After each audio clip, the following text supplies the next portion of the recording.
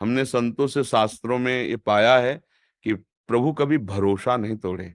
जैसे आपका भरोसा ना कि इस जंगल से निकलना है, अगर कुछ होगा तो भगवान बचा लेंगे, निश्चित भगवान बचा लेंगे, निश्चित।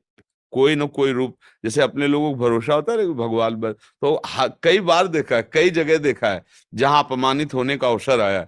जैसे एक बार हम महोबा से, कई बार बताया सत्संग में कि ट्रेन में, या तो अब हम सांसारिक पढ़ाई तो ज्यादा पढ़े लिखे हैं नहीं, तो अब अंग्रेजी से ज्यादा लिखा तो हमें नहीं आता, मतलब ऐसे मोटे मोटे लिखा हो कि ए ओ या ऐसे, फिर हम उसका अटकल लगा के ऐसे बता सकते हैं कि ये कानपुर लिखा है, ऐसे पूरा ऐसे, मतलब नहीं क्योंकि गांव की पढ़ाई थी और 9 तक पढ़े, तो उन्होंने टिकट दिया। हम कभी जानते नहीं थे कि टिकट की कुछ क्लास भी होते हैं, और बैठा लिया मुझे अच्छे वाले उसमें, वातानुकूलित कक्ष में। और वो पूरा फोर्स आया जब रात्रि में, का टिकट तुम तो बड़े गर्व से दिखा दिया, इतनी बड़ी थी वो, मतलब तो उनका है पढ़े लिखे हो? तुमका ज्यादा तो नहीं पढ़े लिखे।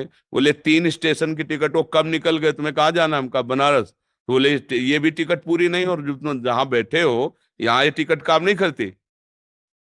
अब वो मतलब ऑफिसर, तो अब नई अवस्था हमारी थी, तो कटुवचन बोलने लगे। बस वो बोले थे, ऊपर एक आदमी था, तुरंत नीचे कूदा, पैसे निकाले और कहा टिकट बनाइए। तुरंत टिकट बनाया और दिया। बोले बाबा जी आप आराम से बैठिए। तो वो चले गए। ये कौन कर रहा था?